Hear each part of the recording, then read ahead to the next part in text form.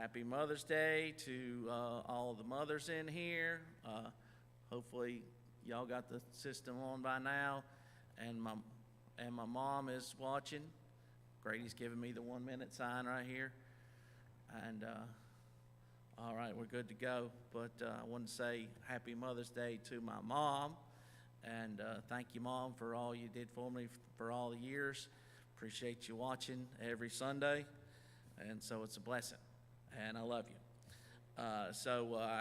We're gonna veer off the path slightly. We're gonna veer off the path slightly. Those of you who are in here every week know we've been working on another gospel, and been teaching on that. But we're gonna veer off today because it's Mother's Day, and I thought I'd come up with a Mother's Day message.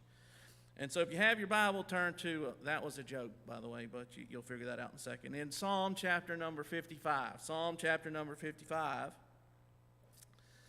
And Psalm chapter number 55, we're going to read, and I'm going to go really fast today, so y'all have to forgive me, but I'm going to go really fast. I'm going to read fast. I hope y'all can listen fast, because I got a whole lot to try and cover. And so in Psalm chapter number 55, verse number 10, it says, "Day and night they go about it upon the walls thereof. Mischief also and sorrow are in the midst of it. Wickedness is in the midst thereof. Deceit and guile depart not from her streets. For it was not an enemy that reproached me. Then I could have borne it. Neither was it he that hated me that did magnify himself against me. And then I would have hid myself from him. But it was thou, a man, mine equal, my guide, and mine acquaintance. We took sweet counsel together, and walked unto the house of God in company. Let death seize upon them, and let them go down quick into hell, for wickedness is in their dwellings and among them." Then if you look in verse number 20, he says, He hath put forth his hands against such as be at peace with him. He hath broken his covenant. The words of his mouth were smoother than butter, but war was in his heart. His words were softer than oil, yet were they drawn swords. Now, if you have your Bible, turn back to 2 Samuel chapter number 13, and we're gonna, like I said, we're gonna go through this. But so 2 Samuel chapter number 13, and so y'all know that we went through David and Bathsheba for a while, about a month and a half ago, and so we spent a lot of time in David and Bathsheba. And so, in chapter number 11 is when David commits adultery with Bathsheba. Chapter number 12 is when Nathan comes to David and tells David, comes to David with the story, and then tells David, he said, "Thou art the man." And so David gets right in chapter number 12, but yet God judges David and Bathsheba. God judges them. And the child dies, but after the child dies, they have another child whose name was Solomon. And so, but somewhere in this, in between chapter number 11 and sometime in chapter 12, we have a problem. We have a problem, and the problem is a man named Ahithophel. And Ahithophel is David's trusted counselor. He's David's friend. I mean, when you read Psalm 55, you understand what David thought of Ahithophel and what David thought that Ahithophel thought of him. But it wasn't the case, Miss Jimmy. And so somewhere in between chapter number 11, and I don't know exactly where it happened, Brother Tyrone. I don't know when. The Bible doesn't tell us when Ahithophel found out that David had committed adultery with Bathsheba. I don't know if it was before Uriah was slain. I don't know if it was after Uriah was slain. I don't know. I don't know if it was before Nathan came to David. I don't know. But somewhere at some point in time, Ahithophel found out that David committed adultery with Bathsheba, and it wounded Ahithophel. It wounded Ahithophel. And again, you can understand, and we know this from our previous study, but we know that Bathsheba was the granddaughter of Ahithophel. Eliam was Bathsheba's father, and Ahithophel was Eliam's father. And so Bathsheba was the granddaughter of Ahithophel. And so And so somewhere in the process, Cody, he finds out what happened. And it hurt him. And it hurt him and it wounded him. And so then Nathan comes to David, and David gets right. He gets right with God. He gets right with God. He gets right with Bathsheba. But somehow, some way, it was never made right with Ahithophel. Now, I'm not saying maybe David didn't try. Maybe David didn't understand. You know, sometimes people, have you ever had someone that was angry with you and you didn't know they were mad at you? You know, some people are upset with you and you don't know. And I thought about this because we got Miss Jimmy in here and we got my mother-in-law in here. I mean, someone that's been in a church for a long time. Your husbands were pastors of a church. I mean, sometimes you'll have someone get upset with you in a church, and they'll leave a church, and you never knew they were upset. They hugged you on Sunday morning, and they didn't come back Sunday night. They hugged you and said how much they loved you and wrapped their arms around you. And the whole time they've been planning on leaving, for months, for years sometimes. And so, but somehow, some way, Ahithophel never got over. He never got over what David did. He didn't get over it. So you get to chapter number 13. We get to chapter number 13. We know that chapter number 13 is when Amnon commits adultery with Bathsheba. So if you look in verse number 19, Amnon commits adultery with Tamar.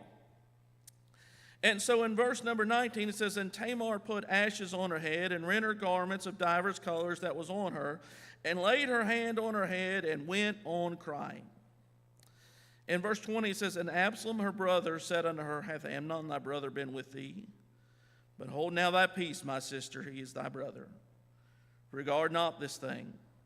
So Tamar remained desolate in her brother Absalom's house. Verse 21, "But when King David heard of all these things, he was very wroth." And so now we know, so now Amnon has committed adultery with Tamar. And Absalom finds out about it. So now we have another problem. Now we have two men who are bitter. Now we have two men who are upset. And so I wrote down here, I put two bitter men meet. One has a plan, the other has passion. The man with the plan convinces the man with passion to join the plan and execute his passion. And so now you have two men that are bitter. You have Ahithophel, who's upset over what happened between David and Bathsheba and David and Uriah and all those things. And now you have Absalom, and Absalom is upset. Absalom is upset over what happened to his sister Tamar. And so in this passage right here, you're going to see something, and I'm going to speculate, and y'all know that I talk about it all the time. I read it last week. I know I'm taking the verse somewhat out of context, but bear with me a little in my folly.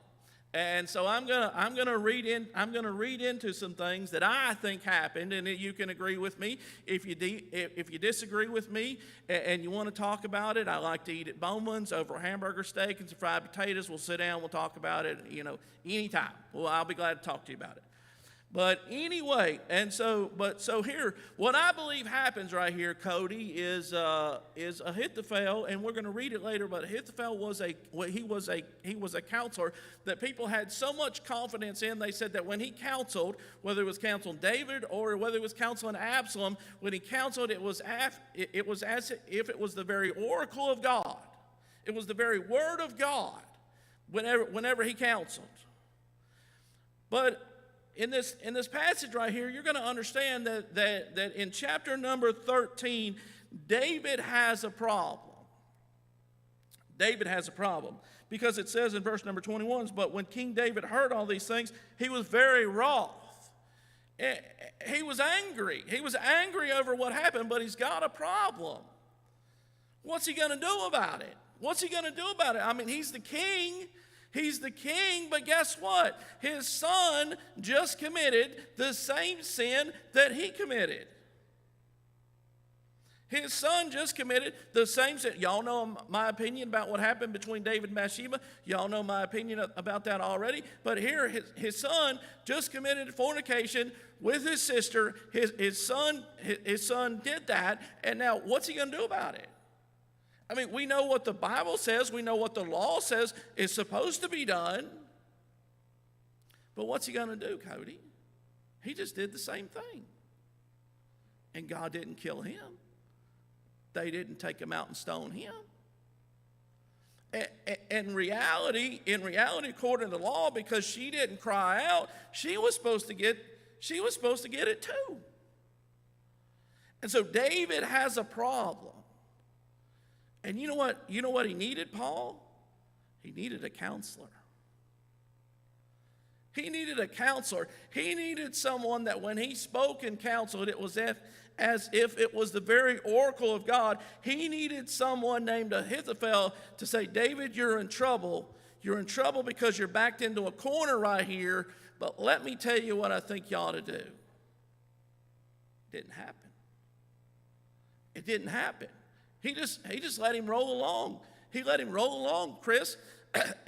And so it goes 2 years. It goes 2 years, and Amnon's still, just living his life, and Tamar's locked up in Absalom's house, and Absalom's getting angrier and angrier and angrier and angrier.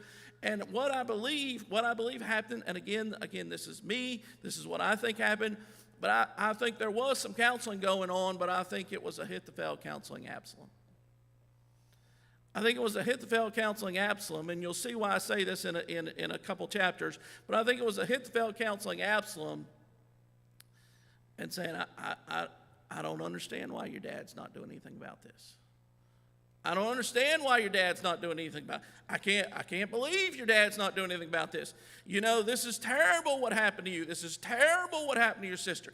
I cannot believe your dad, the man of God that he is, he's letting this go on. And what was he doing? He was fueling the fire, the passion that was inside of Absalom. He was feeding those flames with just a little bit just a nudge. When someone's bitter, you don't have to give them much. You don't have to give them much. Grady is a great ranter. If y'all are ever around Grady and you ever hear him just get on a rant, Grady is absolute pure gold when he gets on a rant. But there are certain people that their buttons. You know their buttons. And so you just all you have to do is just push it, Paul. Again, y'all work together. Bub knew what Paul's button was. Paul knew what Bub's button was. Y'all work together. Y'all know their buttons. And you're like, oh, watch this. This will be fun. Watch this. Watch me get Joe riled up today. Boom. And you push Joe's button. And now Joe's on a rant. You get somebody bitter, and you don't have to say a lot. You just have to push their button. Be like, man, I just can't believe. We're almost 2 years. We're almost 2 years, Absalom, and your dad has not done a single thing to Amnon. So look at what happens right here. It says in verse 22, and Absalom spake unto his brother Amnon, neither good nor bad, for Absalom hated Amnon, because he had forced his sister Tamar. Verse 23, came to pass after 2 full years that Absalom had sheep shearers in Baal Hazor, which is beside Ephraim, and Absalom invited all the king's sons. Now I'm going to say something that I think right here. I think Ahithophel's original plot was right here. Look at what happens, verse 24.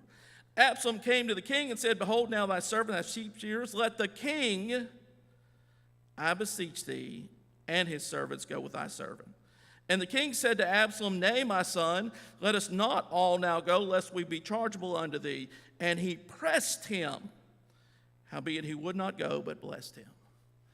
I think Ahithophel's original plot against David was right here.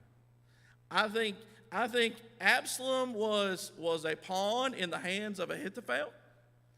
And I think Absalom did not fully understand, but I think the plan or the plot was to have David killed right here. And David said, no, I'm not going. No, I'm not going to go. And so then he says, then said Absalom, if not, I pray thee, let my brother Amnon go with us. And the king said unto him, why should he go with thee? David kind of had a clue. Wait a second. I mean, Absalom, Absalom, why Amnon? And again, remember, smoother than butter. Remember that. And Absalom's like, no, I really want him to come. We've kind of had him pushed off to the side for a while. We've kind of had him, but now, it's been a while, and let's just let him come on back in. Let's let him come back to the family. It's all over. It's all done with. It's all good. So we know what happened. So we know that Absalom brings him, and he told his servants, hey, when his heart's merry with the wine, then kill him.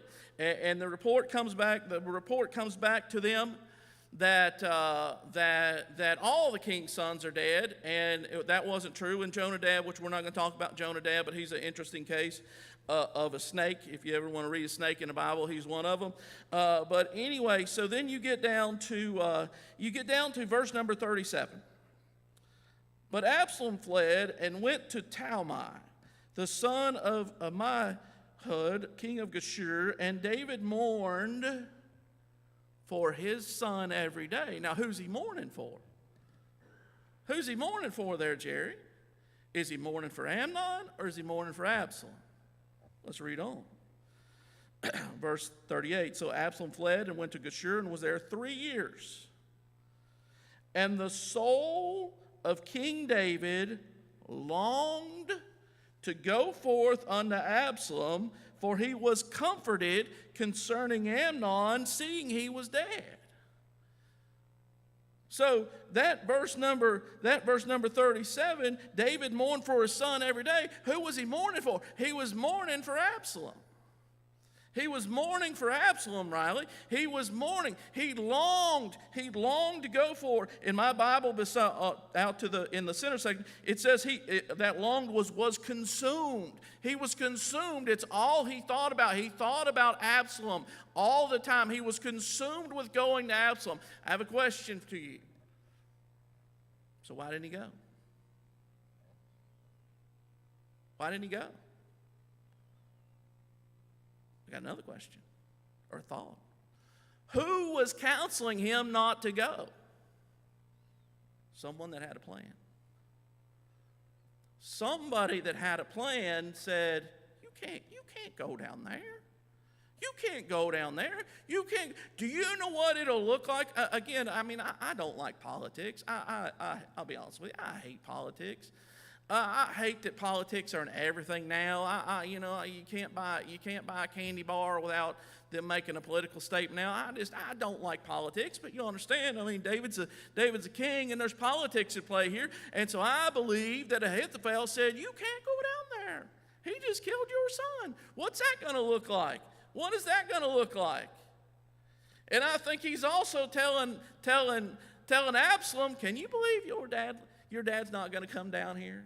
Can you believe that your dad is not going to come down here and get you?" What must he be thinking?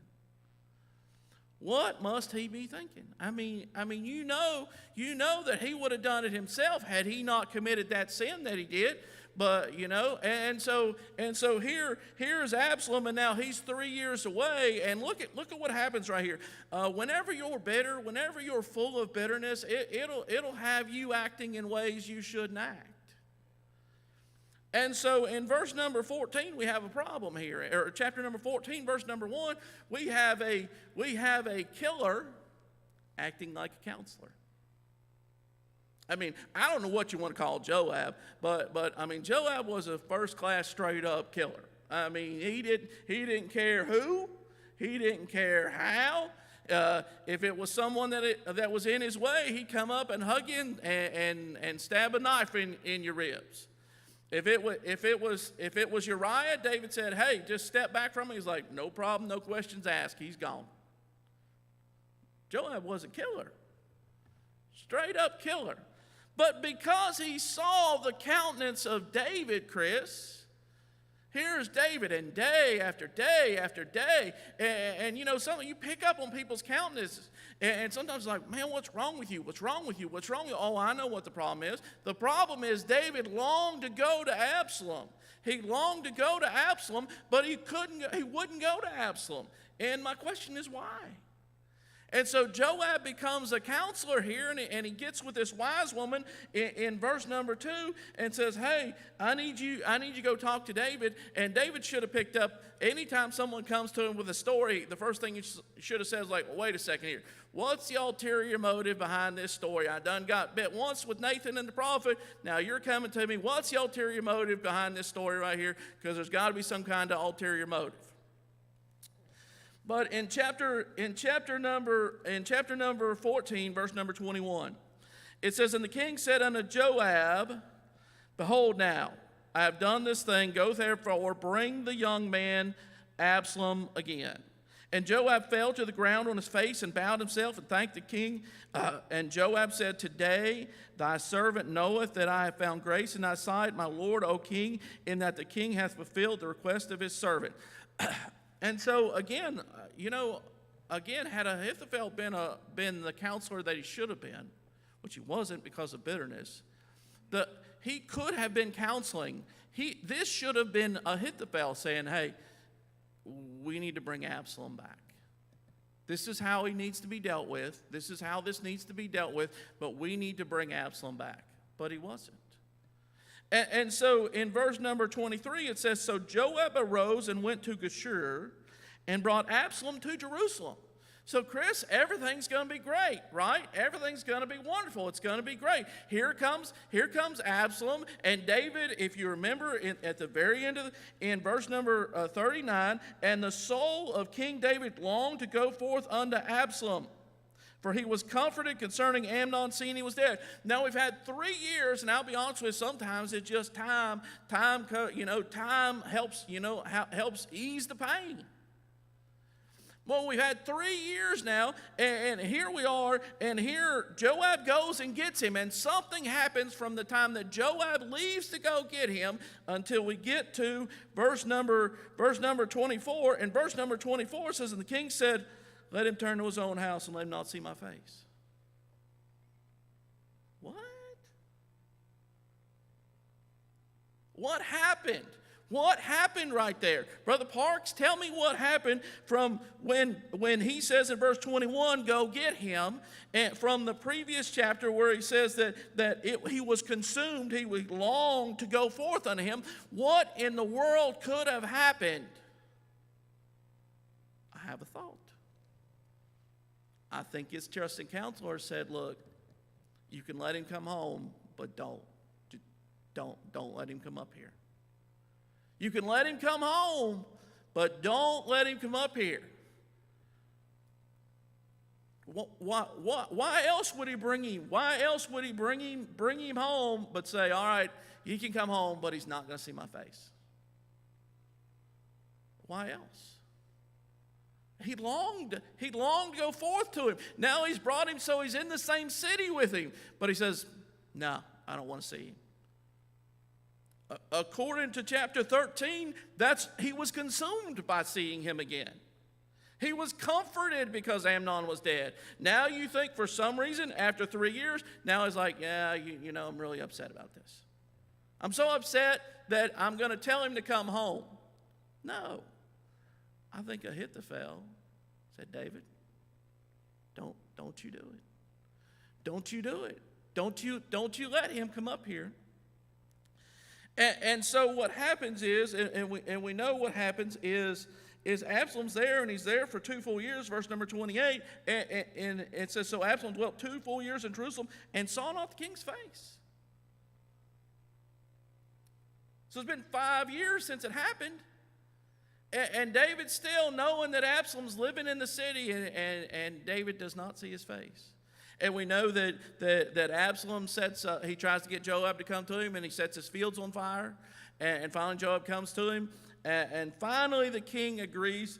He finally agrees to see him. And so he sees him, and he comes and he kisses him, but there's a problem. I think in that 2 years, I think Ahithophel was constantly in Absalom's ear saying, hey, your dad doesn't want to see you. Your dad doesn't want to see you.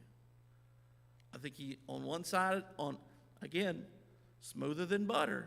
I think on one side he was saying, hey, you cannot see Absalom. Don't do it. Don't do it. It's going to ruin you politically. People are not going to have respect for you. They're going to lose respect for you. And on the other side, I think he was over there saying, your dad just doesn't want to see you. It was everything we could do to get him to let you come back. It was everything we could do to let him get you to come on back to Jerusalem. But he does not want to see your face. And what was he doing? He was feeding those. He was just pouring gasoline. He was pouring gasoline. Pouring gasoline, pouring it on, Ben, pouring it on. And as it poured on, the hatred became more and more and more. Again, what on earth would make a man want to kill his own father?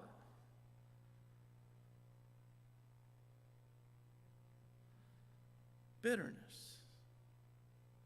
Bitterness. There's two men in this story that are bound in the house of the prison of bitterness. And they're not getting out.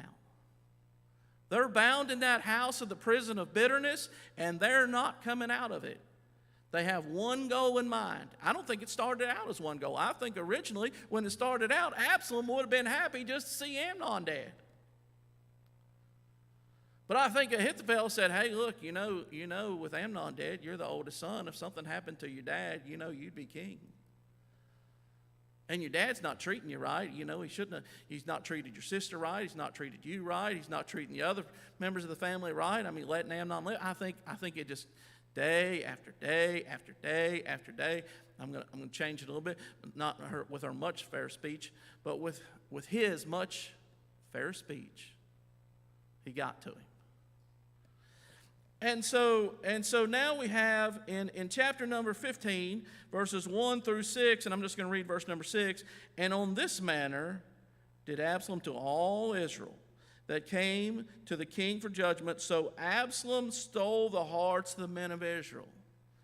Now I'm just going to tell you, I think this was Ahithophel saying, hey, look, let me tell you, this is what you need to do. I need just go on up and just set yourself up there and say, hey, the king doesn't have anyone appointed to judge. I wish I were a judge. If I were a judge, then I would do you just. I would do you right. And just come talk to me. And I think day after day, he stole the hearts of the men of Israel. David's in there, and he's not being made aware of it. He might have been sick at this time, but he's not being made aware of it. And he does not realize that Absalom and Ahithophel are trying to take his kingdom from him. They're trying to take his kingdom from him. And so you have that right there. And then in verse number 10, they finally go and they shout and say, hey, while Absalom's in Hebron, and in verse number 10, but Absalom sent spies throughout all the tribes of Israel, saying, as soon as you hear the sound of the trumpet, then you shall say, Absalom reigneth in Hebron. And with Absalom went 200 men out of Jerusalem that were called, and they went in their simplicity, and they knew not anything. There's a lot of people that just join a crowd. If you've ever seen a mob, you see with these big protests, half the time they get these giant protests in these cities, they don't know what they're protesting. They're just protesting and protest. They're just out there screaming and hollering and looting and destroying, to scream and holler and loot and destroy. They don't even know the facts of the case. But look in verse number 12, it says, and Absalom sent for Ahithophel. It's going to say something about a conspiracy here in just a second. But you understand, you just don't send for Ahithophel, Miss Jimmy. There had to be a prior close relationship, a very close prior relationship, because when you decide, I'm going to overthrow my father, you just don't overthrow your father and say, hey, go tell his trusted counselor, you're with us now. It doesn't happen that way. It doesn't happen that way, Riley. They had a prior relationship. And in my mind, in my opinion, it was Ahithophel that had the plan, and Absalom, who had the looks, he had the charisma, he had the personality, he had the passion, he had everything to pull off the plan.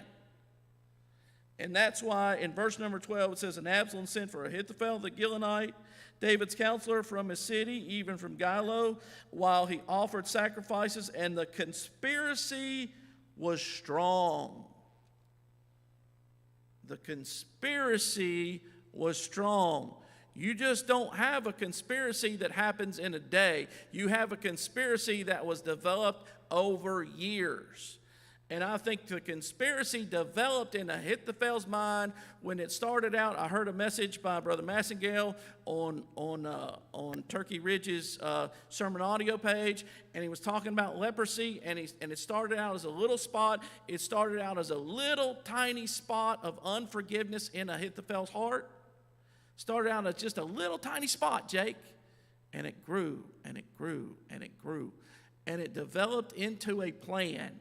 And that plan was eventually to be rid of David.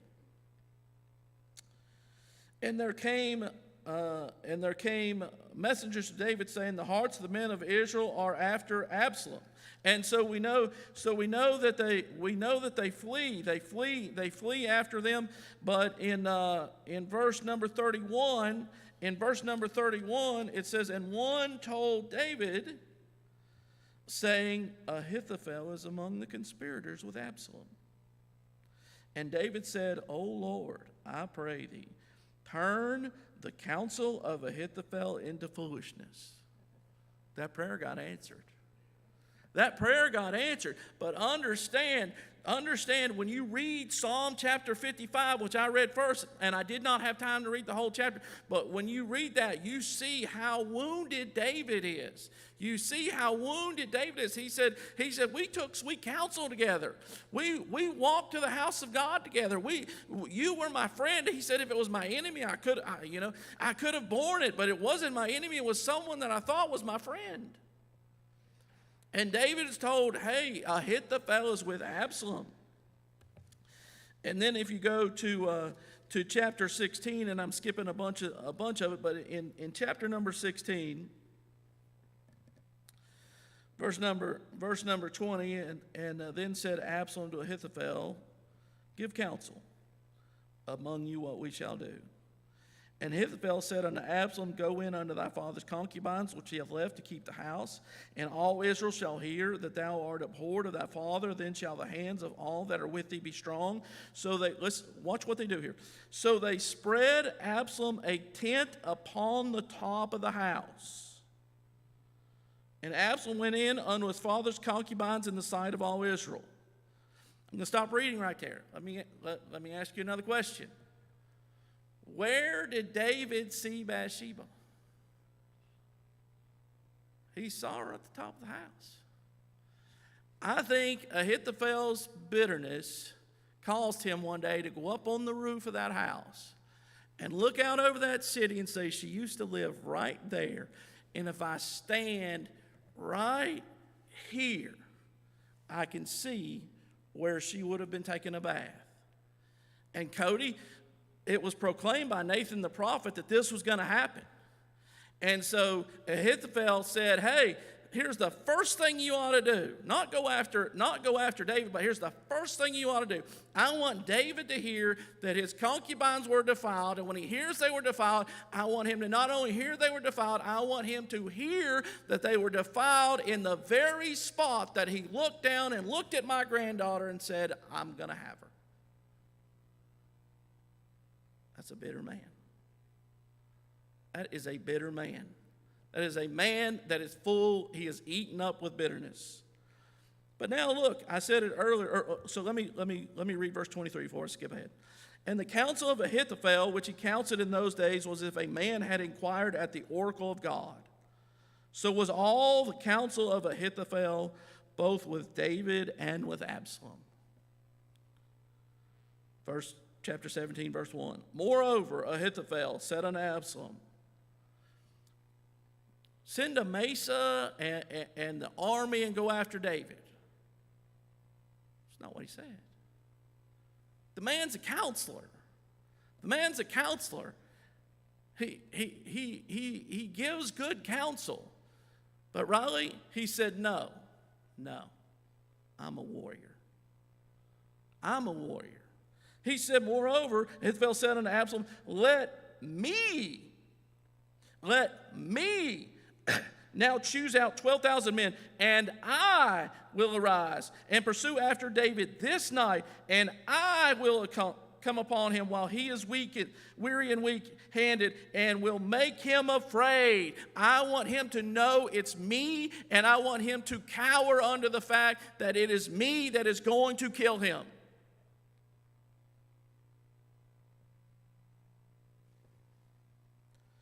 I will make him afraid, and all the people that are with him shall flee, and I will smite the king only. He said, I'll smite him. I, Ahithophel, his counselor, his supposed to be friend, the man that when he spoke to him and it was smoother than butter and softer than oil, that man is going to hold his sword and say, David, do you remember what you did to my granddaughter? David, do you remember what you did to Uriah? David, this is for them. Ahithophel said, I want to do it myself. And I will bring back all the people unto thee. The man whom thou seekest is as if all return, so all the people shall be in peace. And the saying pleased Absalom well. Brother Tyrone, they were so bound up in the house of the prison of bitterness that all they could see was the death of David, and it pleased them well. Miss Jimmy, it's terrible. It's terrible. It's terrible. And so we know that David had sent Hushai back, and Hushai counsels something different. And God says that he kept them from believing the counsel of Ahithophel that was good counsel. Even what he said in his bitterness, it was still good counsel. Had they followed Ahithophel's counsel instead of Hushai's counsel, it might have ended up differently. But we know that what happens in verse number 23, it says, and when Ahithophel saw that his counsel was not followed, he saddled his ass and arose and gat him home to his house, to his city, and he put his household in order and hanged himself and died and was buried in the sepulchre of his father. And so here's a man that said, you know what? I've done everything I could do. I've tried every way I can do it. I've come up with the greatest conspiracy scheme that there's ever been to this day to kill this man. And I'm not fighting against him. I'm fighting against God. And I'm never going to win. I'm never going to win. And he went and he hanged himself, Cody. He said, I'm not going to win. We're never going to be able to make it right. Bathsheba and him have moved on with their life. They've got Solomon. They've got other children. They've moved on with their life. It's never going to be right, because the only thing that he could see was the only way to make it right was for David to be dead. It wasn't going to happen. So he went and hung himself. And so I just wrote a few things down right here quickly. It cost him. Bitterness cost him. It cost him his closest friendships. Cost him his closest friendship. He had to forsake. He wasn't just forsaking David. He had to forsake Nathan. He had to forsake his granddaughter. Honestly, when he come up with his plot, did he really think? Bathsheba was there. His great grandson Solomon was there. Although they were there, did he honestly think they were not going to get wounded in war as well? It cost him his friendships. It cost him his relationship to his family. You got to think, Ahithophel, I read it to you about, in the counsel of Ahithophel, when he counseled in those days was if a man had inquired at the oracle of God. Honestly, name me 3 or 4 other men before Solomon that was as wise as Ahithophel. Can you imagine? Had he not become bound in the house of the prison of bitterness? Can you imagine had Ahithophel had the time to counsel Solomon, who was going to be the wisest man? They would have said, I tell you what, he's just like his great-granddad. Solomon is just like his great-granddad. He's just like him. He is so smart and so wise, and he counsels so well, and he judges so well. But instead, because of his bitterness, he lost his good name. He lost his relationship with his family. He lost his good name. It cost him his relationship to God, and eventually it cost him his life. But his bitterness just didn't cost Ahithophel. It cost Absalom. It didn't just cost Absalom. I didn't read the story because I don't have time, but it cost 20,000 men in a day their life. 20,000 men in a day. The woods took more than there was lost in battle that day, but 20,000 men. You imagine 20,000 men. That's 20,000 wives. That's 40,000 kids. All these people are affected. Why? Because 2 men got bound in the house of the prison of bitterness. In the end, 2 bitter men lived.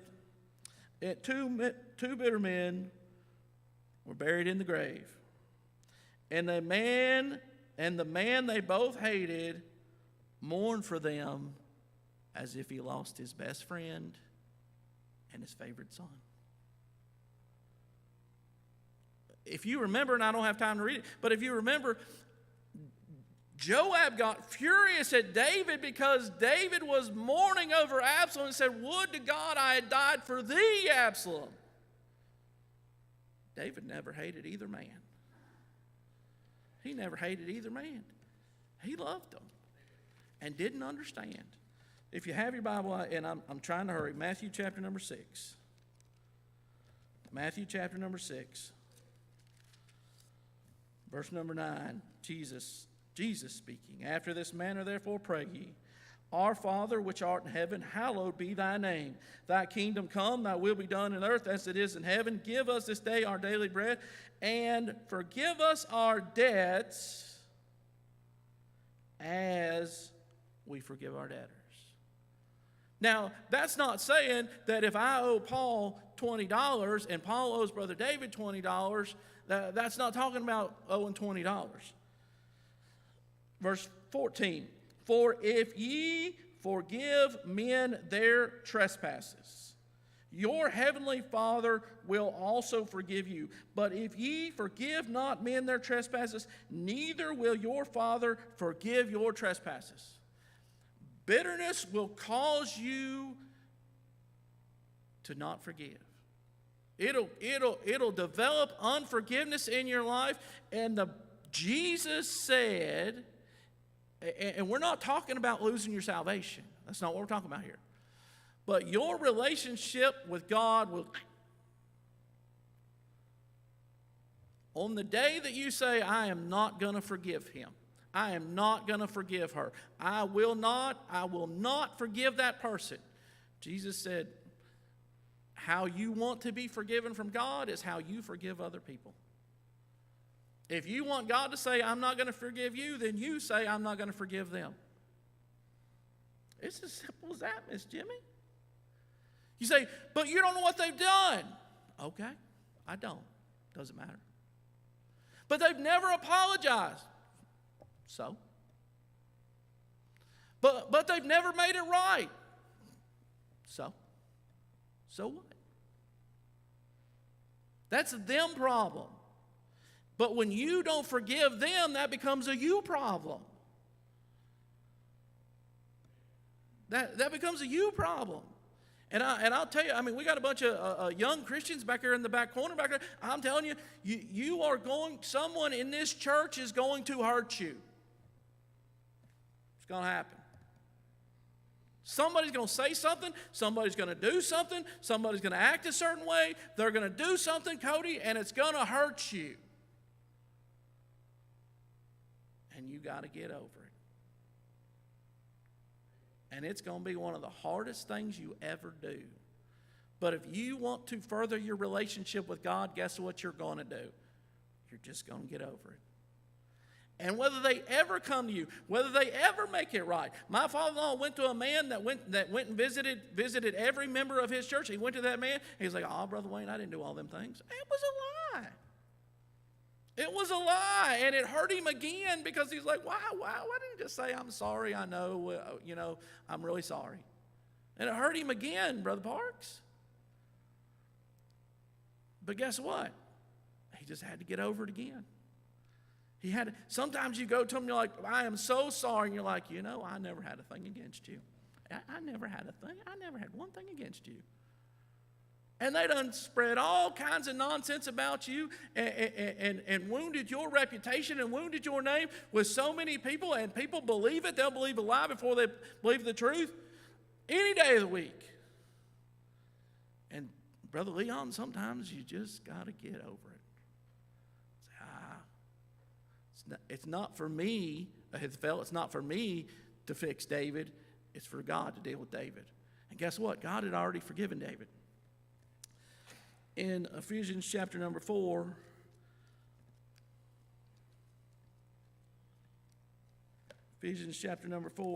verse number 31, he says, "Let all, again, quoting my father-in-law, all is to the exclusion of none. It's designated by the noun. Let all bitterness, wrath and anger and clamor and evil speaking put away from you with all malice. Be kind one to another, tenderhearted, forgiving one another, even as God for Christ's sake hath forgiven you." Remember when Jesus, whenever they had that woman taken in adultery, and he stooped down and wrote something on the ground, and he said, "Whosoever is without sin cast the first stone." If you want to hold forgiveness in your heart, that's fine, but don't ever sin. Don't ever sin, because then you have to get forgiveness from God. And God said, "Hey, if you hold forgiveness, I'm not going to." So if you feel like you're justified, I'm justified, I can hold the sin, you better not ever sin after that. Even though that bitterness and unforgiveness is a sin, because you're not going to be able to go to God. And so I just wrote down, obviously, and I'm just going to say them real quick. Luke 23, they were crucifying Jesus on the cross, and he said, "Father, forgive them, for they know not what they do." Joseph did not hold his brethren. He did not hold a grudge against his brothers. I mean, you think about it, Brother Leon. I mean, he had all the power. He's second in command only to Pharaoh in Egypt, and his brothers come, and they show up, and he knows who they are, but they don't know who he is. And all he had to do was tell them, "Hey, you guys, you take them out and you kill those men right there." Had he held that grudge, had he held that bitterness, and he was done wrong over and over and over again, had he held that grudge and held that bitterness, guess what? He never would have seen his little brother again, and he never would have known that his father was alive and got to see his father again. But because he didn't hold that in, because he had unforgiveness and didn't hold a grudge, he was able to see them. And the last thing, in Job chapter number 42, I'm going to read this last verse, and then I'll be done. I know I'm over my time, but Job chapter number 42, the last verse, I want you to see the last trial of Job. In verse number 10 says, "And the Lord turned the captivity of Job when he prayed for his friends." The last trial of Job before God turned everything was, "Job, you have to pray for them." When is the last time somebody that did you wrong, you prayed for them and you prayed, "God, I want you to bless them. God, I just want to make yourself known to them and show them your love like you've shown me your love to me." God turned the captivity of Job when he prayed for his friends that had done him so wrong. Thank you.